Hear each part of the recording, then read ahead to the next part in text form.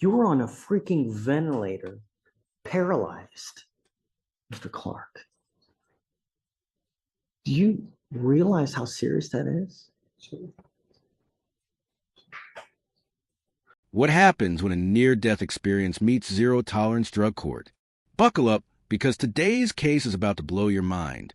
We've got Mr. Clark, a man who was literally on a ventilator, paralyzed, lucky to be alive, now standing before a judge who's about to drop the hammer. This isn't just another drug court case. This is a battle between life, death, and a judge who's willing to lock someone up just to save their life. You're about to witness one of the most intense confrontations between addiction, denial, and tough love we've ever seen. The twist? Mr. Clark might be telling the truth, but nobody believes him. Let's dive into this jaw-dropping courtroom showdown.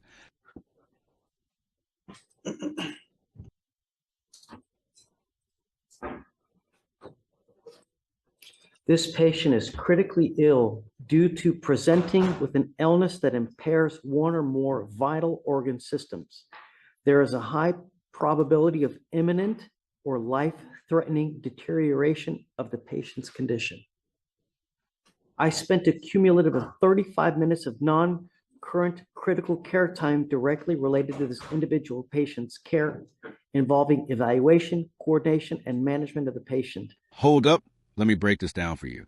What you just heard, that's medical speak for this guy almost died.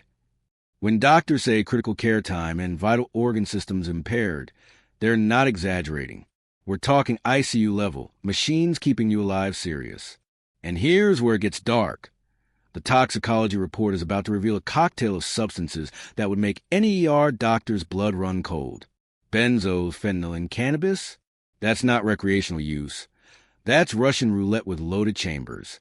The judge is about to lay down the law, and honestly, after hearing what's coming next, you might agree with his harsh approach.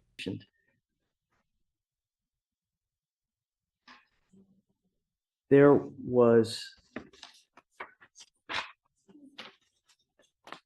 benzodiazepine, fentanyl, cannabis,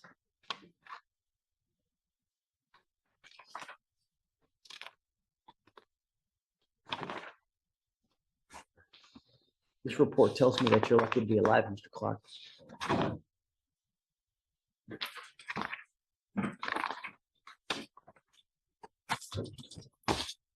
I'm sending you for a drug and alcohol test right now, and I want you back with me tomorrow.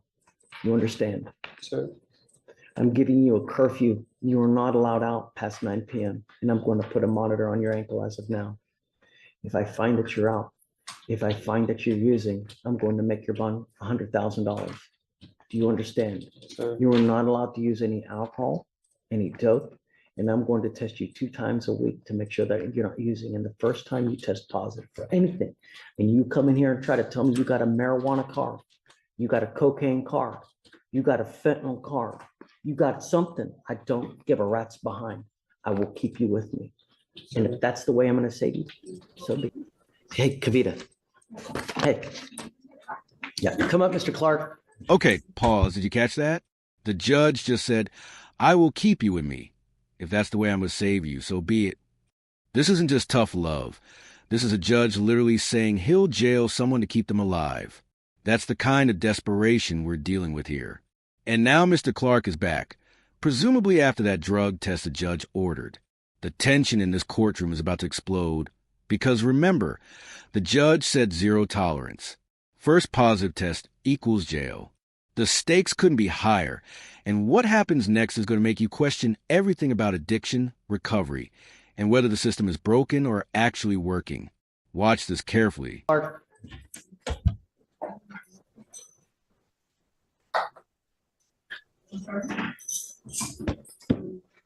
You tested positive for marijuana. Yes, sir. You also tested positive for buprenorphine, naloxone. Do you have a prescription for that? No, sir, I don't even know what that is. Like ever since I love when you said I do weed, I ain't never did weed. You tested positive for another controlled substance. On the car, You tested positive for another controlled substance. Judge, he denies taking anything. Can we retest him, please? I know you're on Monday, Also, Thursday. naloxone is Narcan, Your Honor. That might have been administered at the hospital during the system of events. No. This is something that's not Narcan. It's something that's different. This is something that is a controlled substance that you put under your tongue to prevent withdrawals. It's buprenorphine. Wait, let's talk about what just happened. Buprenorphine, that's Suboxone, folks. It's used to treat opioid addiction, but here's the kicker. It's a controlled substance itself. You can't just buy this on the street. Well, actually you can, and that's the problem. Mr. Clark says he doesn't even know what it is, but it's in his system. The defense attorney is trying to argue it might be from his hospital stay, but the judge isn't buying it. Why? Because this didn't show up on last week's test. This is where the case takes a dark turn. Either Mr. Clark is lying about taking it, or something else is going on. The judge is about to go nuclear, and honestly, the way this unfolds might change how you view the entire justice It's system. buprenorphine. Is that something that may? It's something that you need. It's a very controlled substance that you would get from like a. May that have been administered in this hospitalization? Because we had. Then it would have showed up at the last time.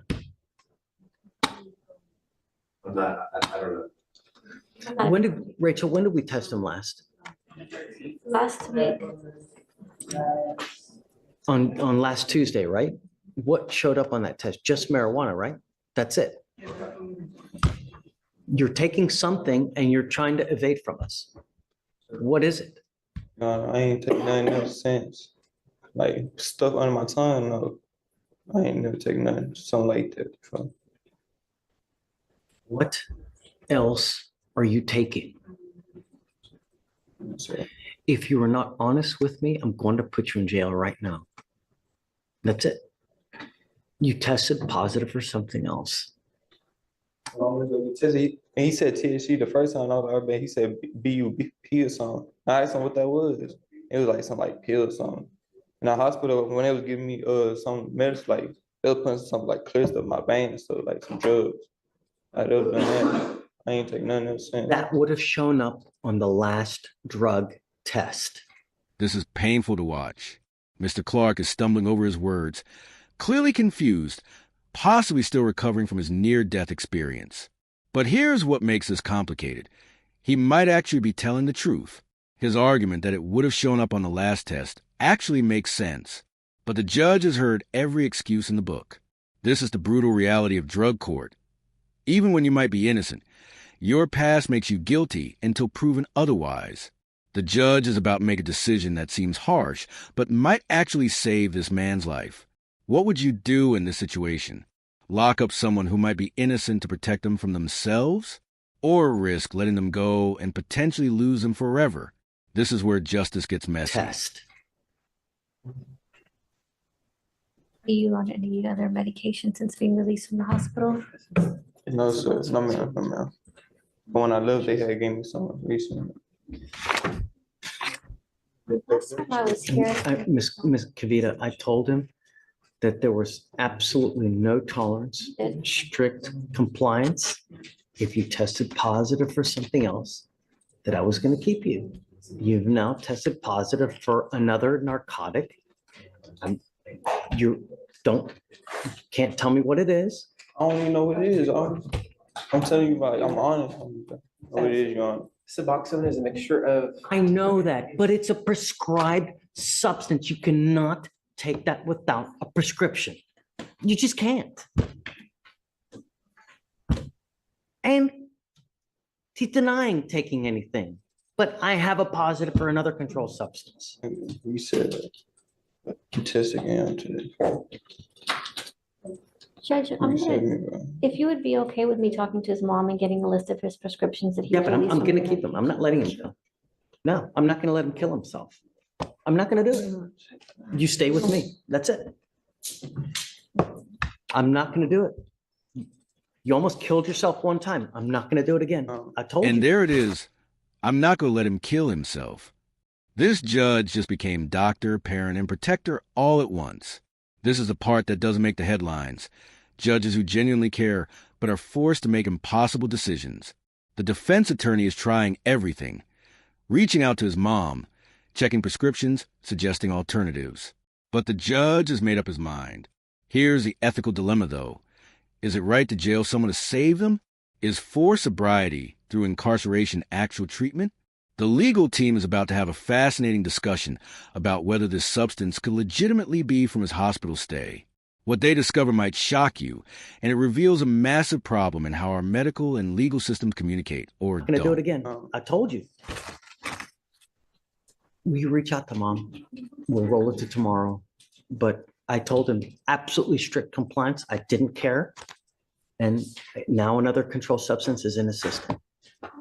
I know Chief and I spoke last week about an offer, so let me revisit. Oh, I'm not letting him plead guilty just to get him out so he can kill himself out there. I'm not gonna I'm do not that. saying that, Judge. I want to revisit our offer to see if they want to maybe do a deferred or something so he can be monitored as opposed to a time served. You know, I guess we'll do the same thing with Bonilla, like a TRAS to see what, Yeah, I mean, that's probably what I you was know, going on. but you know, Kavita, Honestly, right? I mean, did you hear about what happened the last time? I did, I was here. Yeah, she was here. I don't remember. I'm sorry. My only concern with what he was tested positive with, that's not like a street drug or like a fun drug. It's like an opiate. Reverse an overdose. It's really just that. So if he's testing positive for that, I know the first test didn't show up. But that's something that you can't just, I know, but You can't- on the first test, like, it doesn't show up on a normal test. It shows only if you're testing for that. That's my concern with something like, because I've dealt with Suboxone or whatever in felony, all these PCSs that people are on, like Yeah. PCP and stuff. sure. Like, I've dealt with that, and the only time they show up is if you're specifically testing for that. So I'm not sure, I don't know the details of the first test, but my concern is that. We did the same test last week that we did just now. I mean, that's fair. And it didn't show that. Like, I'm not, I don't want to put him in jail just for shites and giggles, right? Yeah, But my only concern is that we're putting him in custody for something that he may actually need. I'm not sure. I don't know if it's. oh, no. Now Yeah, right now. he's gonna dry out. Well, yeah, sure. Now he's gonna dry out. But Let's say he has some kind of like serious withdrawals, they're gonna give him the same thing in custody. I know he's protected now. Yeah. Right. He's not out there on the street doing whatever he wants to self-medicate however he can. How's he getting it?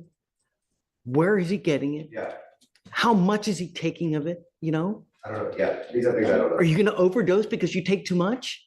Right? He's already nearly killed himself one time. We're not medical, but I did the same thing. I did a brief search on it and I can see that it is something, it's an opiate for withdrawals that. Yeah, doctor may but have- I know you can't go to Walgreens and get it.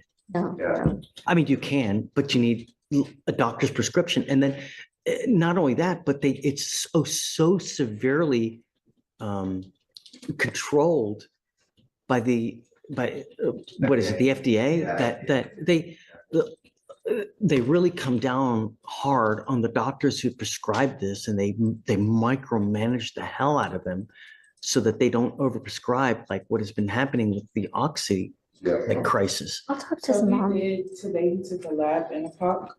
So if you want, the lab will come back within 7 to 10 days and they confirm everything that's in the system. The park Yeah, is just- no, I mean, do it, but I don't know whether he's going to be in there within the next 7 to 10 days, but Well, they've been holding off till. I'd like to know, obviously, I'd like to know everything that's in the system, right? But I'm now scared to let him go.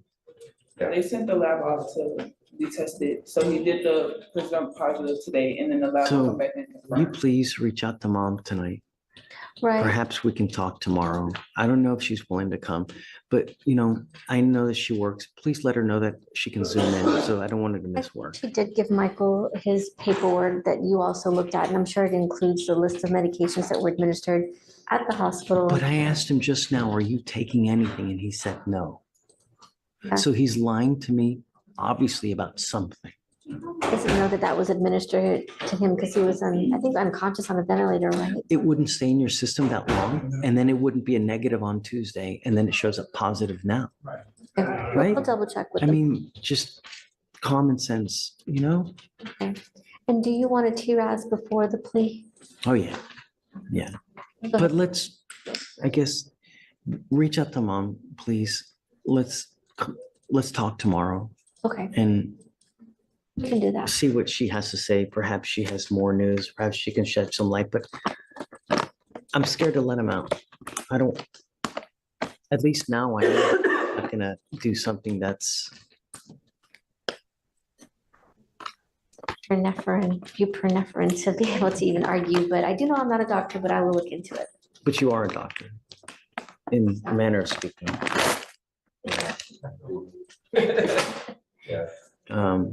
Thanks for coming, Kavita. So here's what just went down. Mr. Clark, a man who nearly died from a drug overdose, tested positive for buprenorphine, a controlled substance used to treat opioid addiction. The judge, traumatized by Mr. Clark's near-death experience, decided to keep him in custody rather than risk another overdose. The defense raised valid concerns. This medication might have been administered during his hospital stay, and specialized drug tests can be inconsistent. But the judge's logic was brutally simple. I'd rather keep him alive in jail than let him die free. This case exposes the heartbreaking reality of America's addiction crisis. We have judges playing doctor, defendants who might be telling the truth but can't prove it, and a system where incarceration becomes healthcare by default. The lab results won't be back for 7 to 10 days, meaning Mr. Clark could spend over a week in jail for something he might not have done. But here's the haunting question. Is the judge wrong? When someone's already almost died once, do you take the risk? What's your take? Is this judge a hero for potentially saving a life? Or is this a violation of due process? Drop your thoughts in the comments below. And if this case shocked you as much as it shocked us, smash that like button. Share this video with someone who needs to see how complex our justice system really is. And subscribe to our channel for more unbelievable courtroom breakdowns. Hit the notification bell so you never miss our next jaw-dropping case. Trust me, you don't want to miss what's coming next week.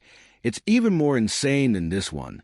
Until then, stay informed, stay engaged, and remember, justice isn't always black and white.